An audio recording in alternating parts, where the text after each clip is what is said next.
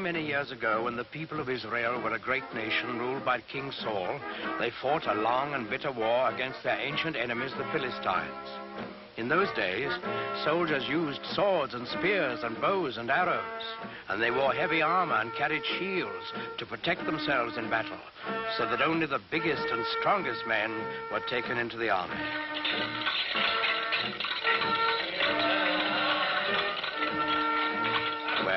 In this war, the Israelites and the Philistines were pretty evenly matched. They fought many hard battles, and each side lost many men, but neither side could completely conquer the other.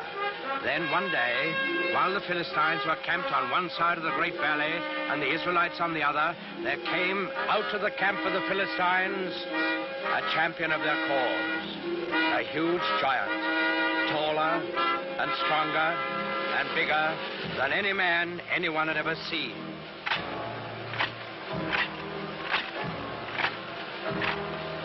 He wore very heavy armor, and his face was fierce and cruel, so fierce and cruel that it would strike fear into the hearts of the bravest. This was Goliath, the giant of Gath. He strode to the center of the valley, faced the armies of Israel, and in a voice like thunder, he hurled this defiance at them. I am Goliath, the giant of Gath, and the Philistines have chosen me as their champion. You, soldiers of Israel, choose a man for you, and let him come down here and fight with me. If he kills me, we will be the servants of Israel. If I kill him, you will be slaves to the Philistines. I defy any man to accept my challenge.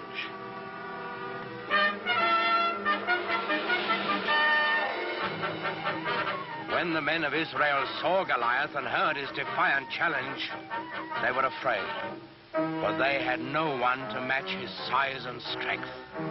Not one among them dared go down and do battle with the giants. Not, that is, until the shepherd boy David heard Goliath's challenge. Now, David was just a boy.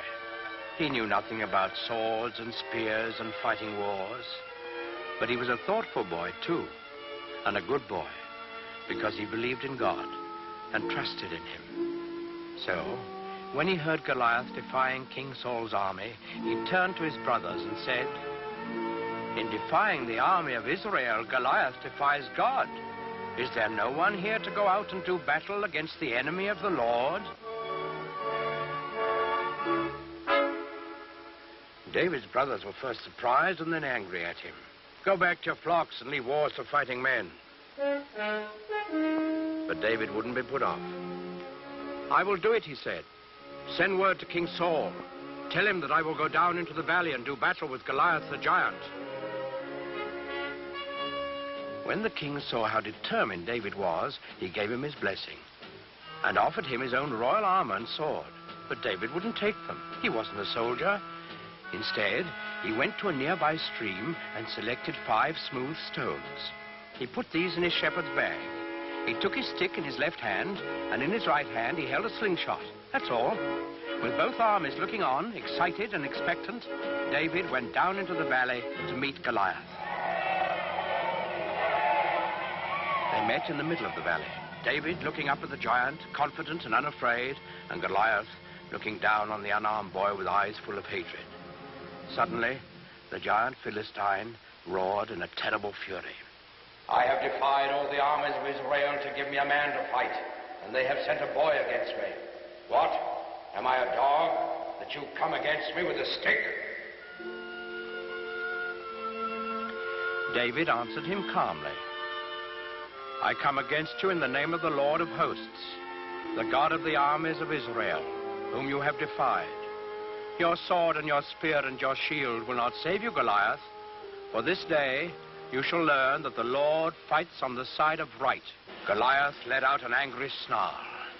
So be it. Defend yourself, boy. Goliath the giant rushed forward to make quick work of the boy champion of the Israelites. David stood his ground. He reached into his shepherd's bag, took out one stone. He fixed it in his slingshot, and he let it fly.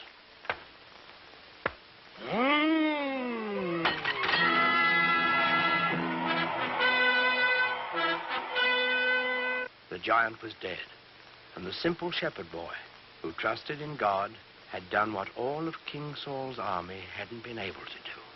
David lifted his eyes to heaven, and he whispered a prayer.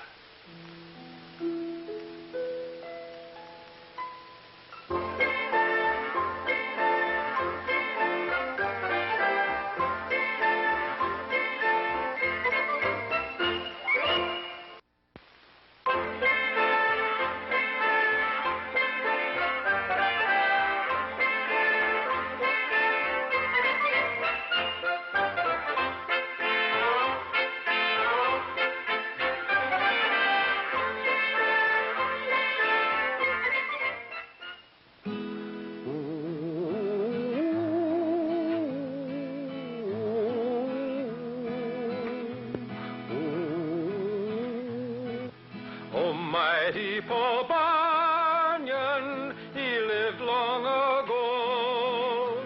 His strength and his goodness helped America grow. When Paul Bunyan was just 1 month old, he placed his baby hands around a young maple tree and tore it out of the ground, roots and all. When he was only 18, he was already 25 feet tall and weighed 800 pounds, all bone and muscle. He took one look at the deep forests of the West and found his job: to chop down the trees to make room for cities, farms, and people. Come all you sons of freedom that run the forest stream. Come all you roving lumberjacks and listen to my theme. We'll cross the roaring rivers where the mighty waters flow, and we'll roam the wild woods over, and once more a lumbering go, and once more a lumbering go, and once more a lumbering go. We'll roam the wild woods over, and once more a lumbering go. Paul Bunyan was so tall, he covered miles with every step. Why, one day he started walking across the country. He walked across Ohio, Indiana, Illinois, and then stepped into the state of Wisconsin. There, he met an old farmer, his head bowed down with grief. The farmer told Paul his story. I'm going down the road feeling bad. Oh, my crops have failed and now I'm feeling sad. My family is hungry and we have no place to live. I'm going down the road feeling bad. And with 5 blows of his axe, Paul Bunyan cleared a space of 10 miles for a brand new farm. Thank you, Paul Bunyan, cried the farmer. You're welcome, said Paul, as he took an extra big step and walked from Wisconsin into Montana. Yes, Paul Bunyan did some remarkable things, all right. As a soldier in the Revolutionary War, he faced a whole line of cannon. As the Hessian soldiers fired at him, he picked up a tree trunk and batted their cannonballs right back, like baseballs. Once, when pirates were roaming the east coast of the United States, he splashed his foot in the ocean and started a wave that sank the whole pirate navy. Oh, and I almost forgot. He also built the Rocky Mountains. Paul grabbed a hill with either hand with a ring-ting-a-tim-ring-a-tid-not-nay and set them down so they would stand in a row. He built the Rockies up so high the topmost peak held up the sky with a ring-ting-a-tim-ring-a-tid-not-nay. Then came the biggest job of his life. The country had no inland waterway large enough for big ships carrying heavy freight. So, Paul Bunyan began to dig. Soon, he had scooped out hundreds of miles of earth. Now he wanted rain, so he clapped his hands together. And down poured the rain until the holes in the earth were filled with the Great Lakes. La la la la la la la. Now, one of the Great Lakes was named Lake Erie, and the town of Buffalo was on its shore. It took just another day's work for Paul Bunyan to dig the Erie Canal from Buffalo to Albany, and the inland waterway was completed. In his later years, with his big jobs done, Paul Bunyan went back to one of his favorite hobbies, mountain making. But this was a mountain for children, a rock candy mountain. Oh, the buzzing of the bees in the popcorn trees near the chocolate ice cream fountain, where the jelly beans grow and the milkshakes flow down the big rock candy mountain. Oh, the children eat their fill of the whipped cream hill, and no one's ever counting. There's so much to eat, life is one long treat on that big rock candy mountain. Did Paul Bunyan really live? Well, nobody knows for sure. Oh, mighty Paul Bunyan, he lived long ago. His strength and his goodness helped America grow.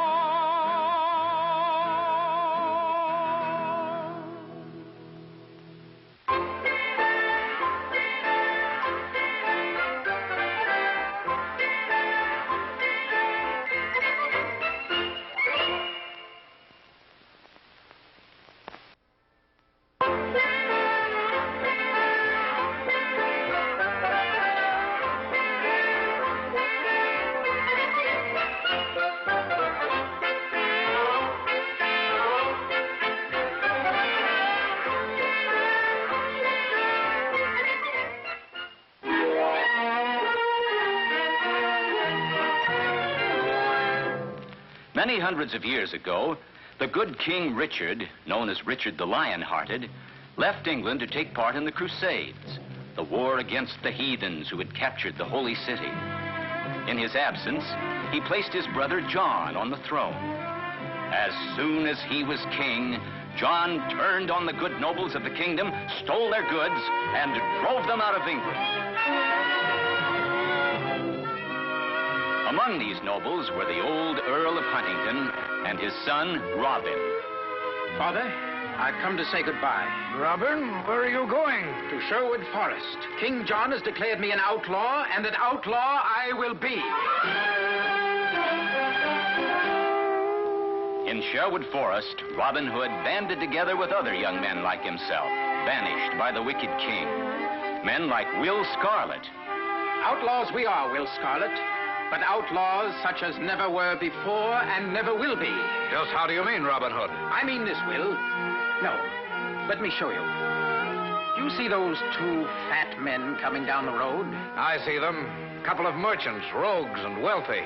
And do you see that old woman in rags, weeping in sheer hunger? I see her, too. Well, watch, and keep a hand to your arrow in case I need help. And so, quickly, they became known far and wide. Robin Hood and his merry men of Sherwood Forest, taking from the evil to give to the poor, defenders of the weak and oppressed, the one hope of England's people. Sometime later, Robin set off by himself in the forest. He started across a bridge which lay across a stream, a bridge consisting of a single log of wood. But facing him, blocking the way, was a stranger, a tall man with broad, powerful shoulders. I'm afraid there's only room for one of us to cross at a time. I think it ought to be the better man. Stand and fight. With only wooden sticks as weapons, they fought long and hard. Finally, with one quick, powerful motion, the stranger knocked Robin Hood into the stream.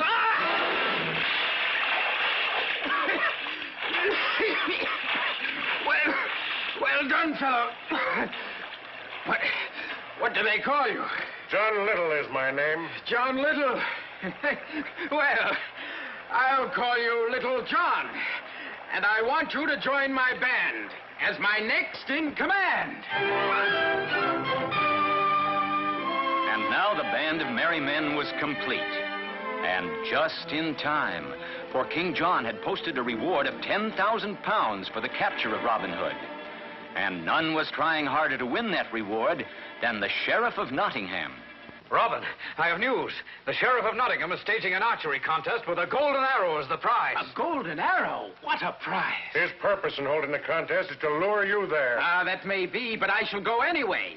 In disguise.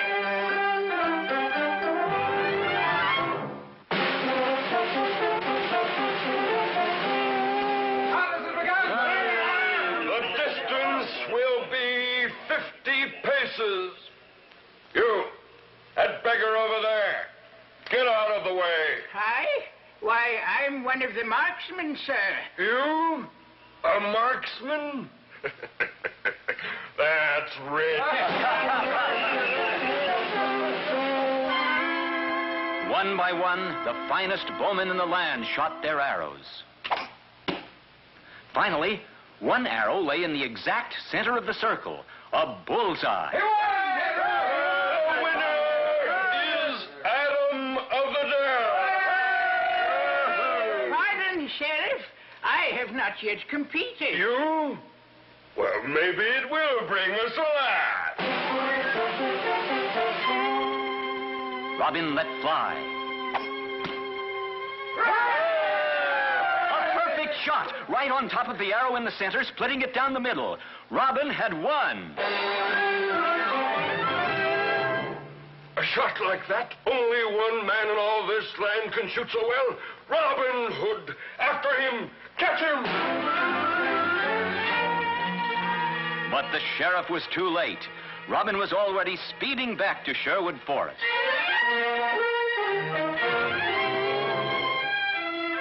As Robin entered the forest, a knight appeared and challenged him. In the midst of their battle, the knight suddenly put down his sword. Enough. Enough. I didn't recognize you. What? Why, it's your majesty. King Richard the Lion-Hearted, back from the crusade. Robin Hood, your exile is over. You and your men, come back to your homes. But Robin Hood and his men declined the king's offer. They preferred to remain in Sherwood Forest together, living their adventurous lives, taking from evil men to give to the poor.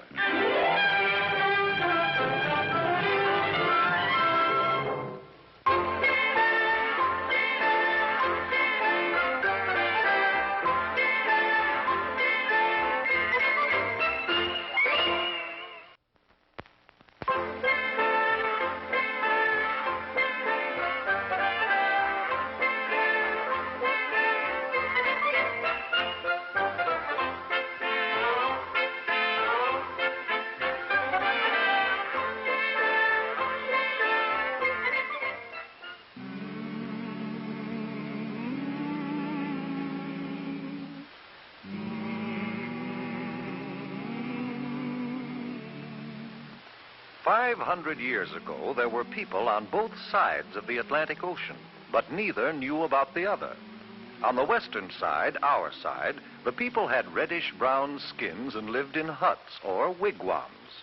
On the eastern side, in Europe, the people were white-skinned. They had learned how to build houses and large sailing ships, but they still didn't know much about the rest of the world.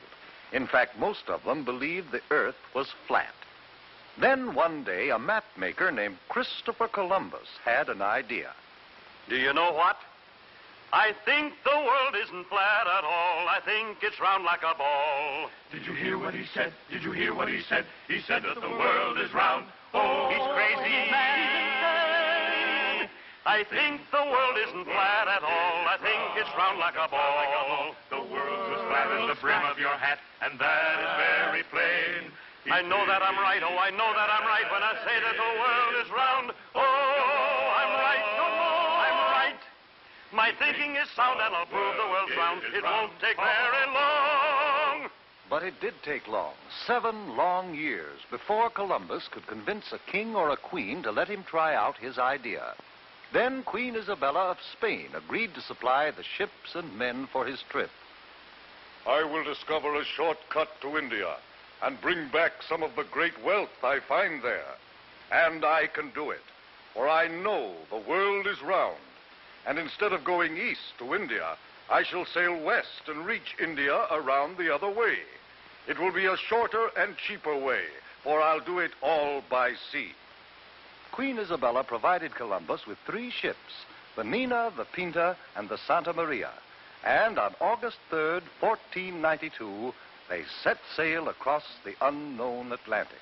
High on the foaming tide, over the ocean, onward our ships will ride, onward, my sailors. The ships sailed onward, but 2 long months after they started, there was still no sign of land ahead. Turn back, Columbus! Turn back, Columbus! We'll not turn back until we find India. Onward, men!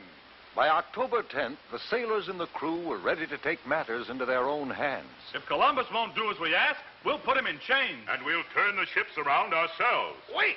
Have you heard? One of our men has just seen a branch in the ocean. What of it? It had fresh berries on it. That means we're near land. Hooray! 2 days later, the ships reached land, and Columbus and his crew saw the people with reddish-brown skins who lived there.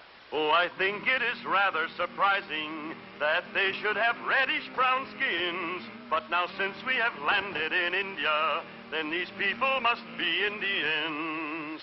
We'll call this part of India San Salvador, and I take possession of it in the name of the King and Queen of Spain. The people Columbus called Indians were very friendly, and they gave Columbus and his men many gifts, but not the rich jewels and gold for which they had come. For Columbus really wasn't in India at all. He was on one of the islands off the coast of America. But because of Columbus's mistake, the natives of America have been called Indians ever since. Columbus visited other islands near San Salvador, looking for the great wealth of India. And then he and some of his men returned to Spain. Hooray for Admiral Christopher Columbus! Columbus had no trouble getting ships and men for his second voyage, but he still hadn't the slightest idea that he was headed for the vast continent of America, and that he would have had to cross it and sail over the Pacific Ocean before he could reach India by traveling west. The men of Europe were no longer afraid of the ocean. Columbus made 2 more voyages, and other explorers followed. But each year on October 12th, we celebrate Columbus Day, the anniversary of that day in 1492, when Columbus first sighted the land of the New World, America.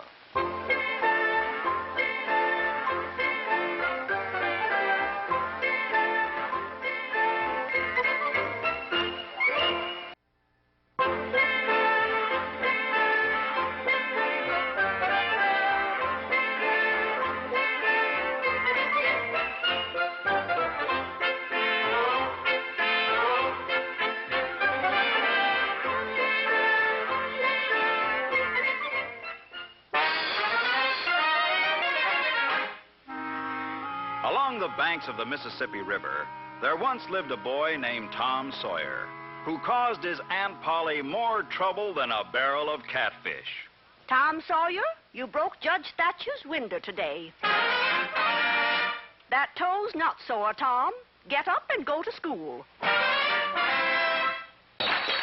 Tom Sawyer, stop where you are or I'll box your ears. Tom? You call me Aunt Polly? You broke the cookie jar. Truth was, Tom's mind was on other things, which he soon told to Bill Harper. Bill, meet me tonight down at the riverfront. What do you aim to do, Tom? I'm not Tom anymore. I'm the Black Avenger of the Spanish Main. You'll be the terror of the seas. We're bold, brave river pirates, starting tonight at midnight.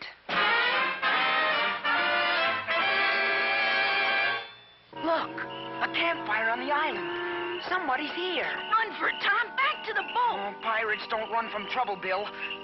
Come on. Let's find out who's at that campfire. Creeping to the campfire, the pirates came upon two men quarreling with each other, Dr. Robinson and Injun Joe. A third man, a tramp named Muff Potter, was asleep nearby. Suddenly, the Injun drew his knife and struck the doctor down. Quickly, the Injun put the knife in the hand of the third man dozing near the fire. Why, the Injun's gonna blame someone else. That tramp, Muff Potter. He'll be arrested for sure. Like startled deer, the pirates sped back to their boat and swore each other to secrecy. Only 3 of us know the truth, Bill. If we talk, that Injun will scalp us. Muff Potter was arrested, and it looked as though the truth would never come out. Then one day, Muff Potter's lawyer hauled Tom Sawyer to court and dragged the truth out of him. Now, under oath, point to the man who used this knife that night on Jackson's Island. Point him out. It was him. There by the window, Injun Joe. You're in a peck of trouble now, Tom Sawyer. Injun Joe's free, and he'll be after you. 'Cause now he knows you saw that fight on Jackson's Island. Weeks passed, and when Injun Joe failed to return, Tom Sawyer grew braver.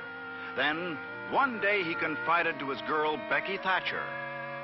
It was a black box full of money. A real treasure box. Oh, that's what Doc Robinson and Injun Joe quarreled over. I heard them, so I know, Becky. Where's the treasure buried? There's an old barn on Jackson's Island. Must be buried in there. Let me go with you. Nope. Girls' bad luck on treasure hunts. You're just scared. I'm not. I'm hunting for that treasure tonight with Bill Harper. Ready, Terror? Ready, Black Avenger. Start digging in that corner, where the floorboard's loose. Treasure might be there. I'll stand guard. No sooner had Bill started digging than he struck something hard. Tom, I found the treasure. I found it. But just then, Tom ran back from the doorway. Bill, let it be. Quick, up the ladder to the loft. Somebody's coming, and I think it's Injun Joe.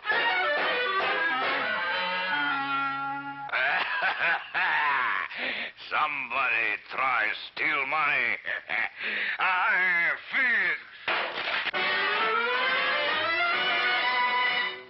Carefully, Tom spliced their pants and shirts together, then tied one end to a beam. Soon, they lowered themselves to the floor. Leg it for the river now, Tom. Wait a minute. Injun Joe must have headed for the cave on the other side of the island. He's gonna rebury the treasure there. Let's go after him. Not me. I'm going home. Not long after, a ferry boat took a picnic crowd to Jackson's Island, and Tom invited Becky Thatcher along. Do you really think Injun Joe hid the treasure in the cave, Tom? Well, I'm not sure, but it would be a good place. Why don't we explore it right now? Suddenly, Tom tripped over something, fell to his knees. Becky, look where I tripped over, the treasure. That's wonderful. Now let's go back. Wait, I can't see the entrance to the cave anymore. Becky, we're lost. Grimly, Tom and Becky wandered underground. They had almost given up when they made a turn in the passageway, and then... Look, a light. There's the entrance. We're safe. Later on, Tom told the townspeople about the cave. They were sure Injun Joe would return to get his treasure, so they set up a guard and waited. One day, he returned and was caught. I give up. I go peaceful. Tom had helped catch Injun Joe, so he was a hero. And he had his share of the treasure, too. But all the money in the world couldn't keep him out of trouble, nor keep him from having more adventures.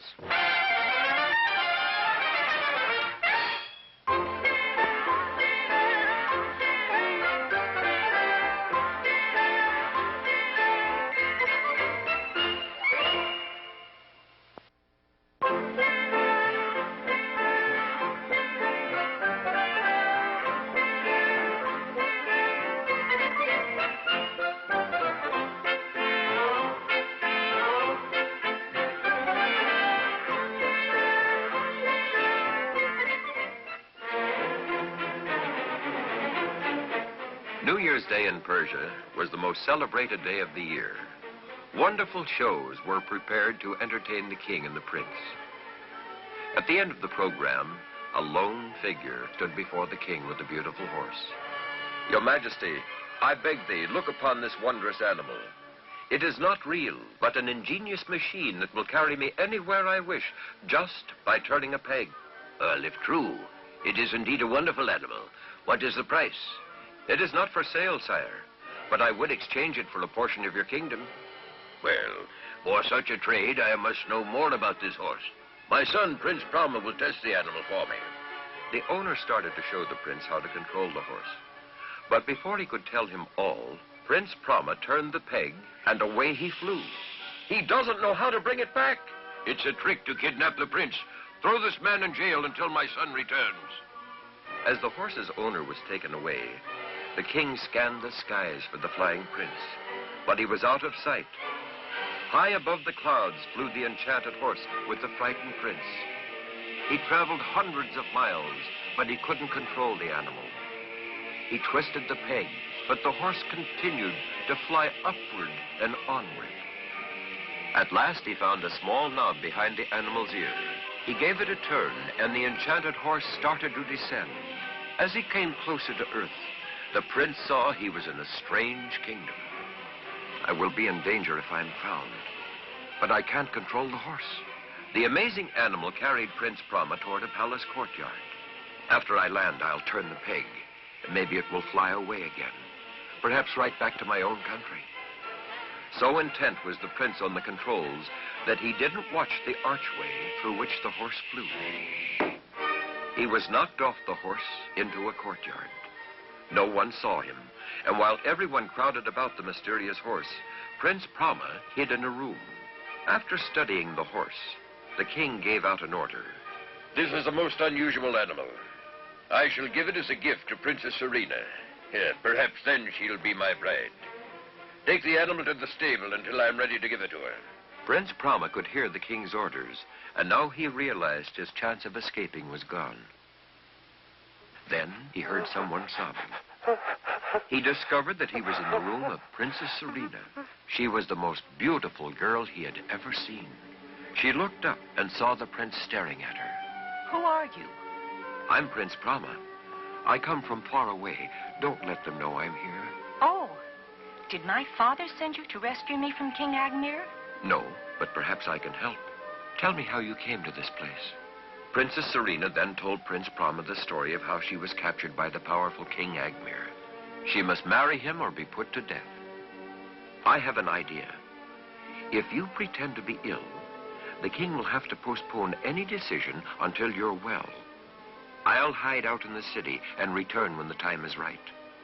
The princess agreed, and she acted as if she were in a trance. And soon the whole palace was alarmed. Word got to the king about her illness. Send for the best doctors in the kingdom.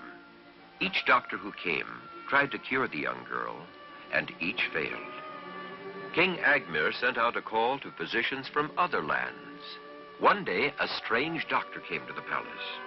I can cure the princess, but I must attend her alone. When the doctor was alone in the sick girl's room, he spoke to her. Princess Serena, arise, for it is time for us to leave. Prince Brahma, it is you? Yes, Serena, but we must play the game for a while yet. Now we will see the king. Sire, you see she is almost cured already. No, some special, unusual gift from you may complete the treatment. How fortunate. I have been saving a most unique horse to give to the princess. So the enchanted horse was brought to the palace. It's beautiful. May I sit in the saddle? Of course, my dear. It's yours. Prince Brahma helped Princess Serena up on the horse. Then he turned to the king. You see, sire, she is cured. Now for my fee. Of course, good doctor. What is your wish? I wish the princess myself.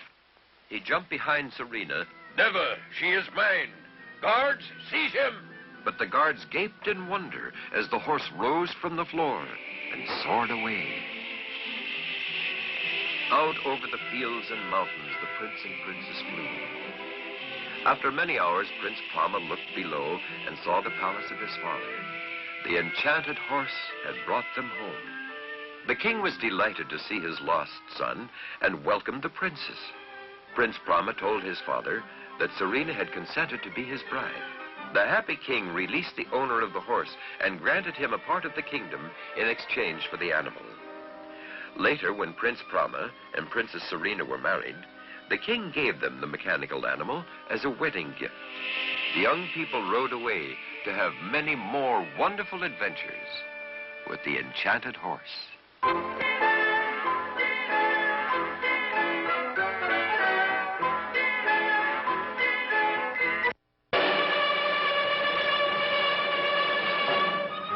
Many years ago, the brave armies of Greece and Troy were locked in a long, bitter war. The Trojans had captured a beautiful Greek princess named Helen and held her within their fortress city of Troy. It did not seem possible that any man could break into the fortress city of Troy. For days, weeks, months, the Greek soldiers from their camp on a beach near the city assaulted the walls of Troy, but they were always beaten back. Then Ulysses, a great leader of the Greeks, said to his men, "I have a plan. It is dangerous, but if it works, the Trojans themselves will take us through the gates of their city." At the order of Ulysses, the Greek soldiers set to work cutting down huge trees, making the wood into planks. From the towers of Troy, the Trojan soldiers watched a big building grow taller and taller day by day until it was 6 stories high. And when the Greeks pulled away all the work ladders and scaffolds, there stood a huge wooden horse, 80 feet tall.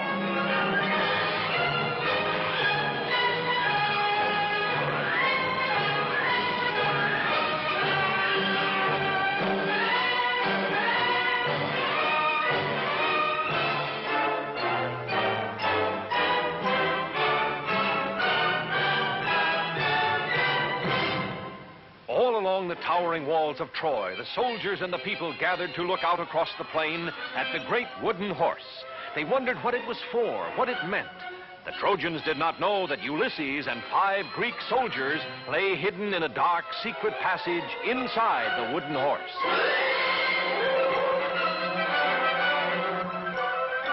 All through the night, fire blazed brightly on the beach. The Greeks were burning their tents just as if they were giving up their camp and sailing back home. When morning came, not a Greek ship or soldier remained, but where they had camped stood the great Trojan horse.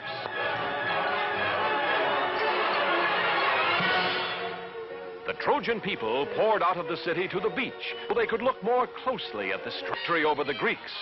The Princess Cassandra, daughter of the king of the Trojans, warned her people of this Greek gift, but no one would listen.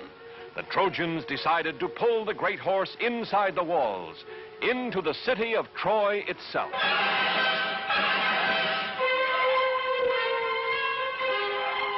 The Trojans tied thick ropes around the legs of the huge wooden horse. Hundreds of men took a hand at the ropes. Others lined up behind the horse.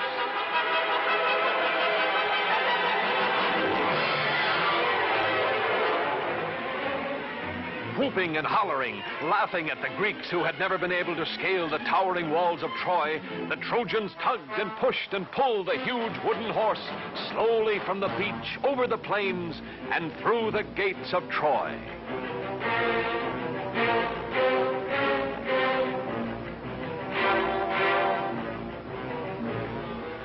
In the dark, secret passage of the wooden horse, Ulysses and the 5 soldiers lay quietly waiting. They could feel the horse being moved. What the Trojans had decided to do, neither Ulysses nor his soldiers knew. Suddenly, after a whole day and half a night, the Trojan horse moved no more. An hour passed. Still the horse did not move. Ulysses gave a signal. The soldiers felt their way silently down the dark, secret passage, following Ulysses. Cautiously, he opened the trapdoor. Just as he hoped, the Trojans had brought the horse inside the walls of Troy.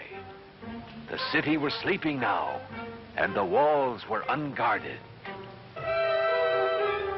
Ulysses drew his sword. He ordered the soldiers to follow, and he dashed for the main gates of the city. The Greek soldiers quickly tied the sleeping Trojan guards, while Ulysses scampered up the sentry tower. Holding a torch high above his head, he signaled to the Greek army, which had turned around and sailed back to the beach during the night.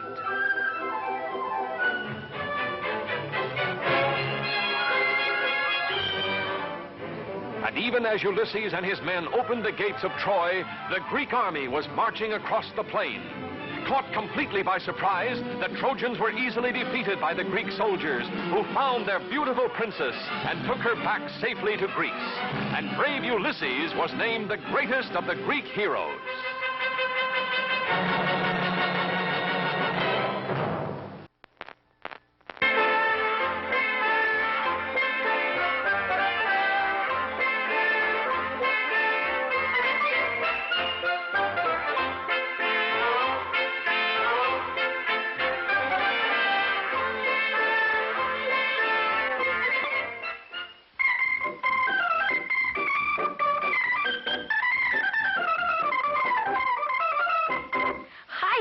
My name is Jim Hawkins, and I have a story to tell. A story of adventure. It all began with a map. This map showed the location of an island and buried treasure. Men were setting off on a ship to find the treasure, and I was to go along as cabin boy. An old sailor with a wooden leg got together a crew. He was our cook, and gee, I liked him right off. But what a funny name. I'll never forget it. Long John Silver. We worked all one night getting the ship ready to sail. The whole crew worked and worked and worked. Then just before dawn, we were ready to sail. We were on our way to Treasure Island.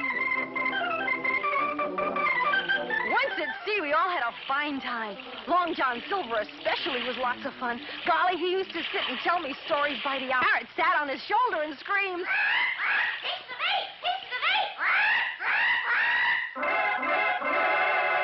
Now, there was a barrel of apples set out for the men. And one night I went to get myself an apple, but because they were almost all gone, I had to climb right into the barrel to get one, right down to the bottom. Then a strange thing happened.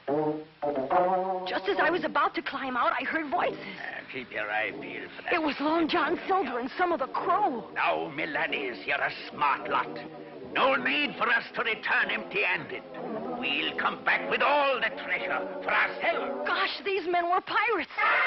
But I knew their secret if only they didn't discover me. See here, mateys, have an apple.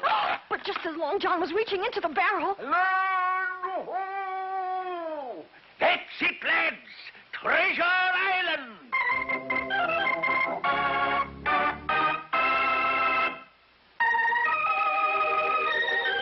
The whole crew went ashore. Loyal crewmen in one group, pirates in another, all looking for the treasure. Pretty soon I was all alone in the jungle when all of a sudden, from behind a tree jumped the strangest man you ever did see. He was laughing and laughing and laughing. And all at once he stopped. Who are you? My name is Jim Hawkins, sir. Well, I'm old Ben Gunn, and you're a pirate, aren't you? Oh, no, sir, no. Well, I know that pirates are here looking for my treasure, but they won't find it. I've lived in this island for 3 years hiding that treasure. They won't find it now. No, they won't.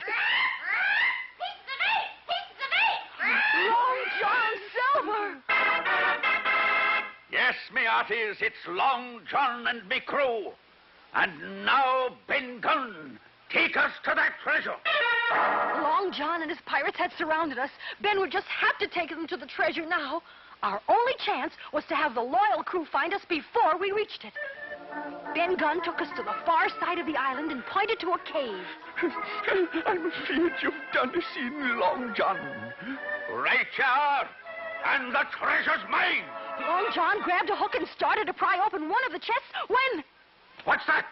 Our loyal crew was fighting the pirates. Long John and his men were captured. The treasure was safe.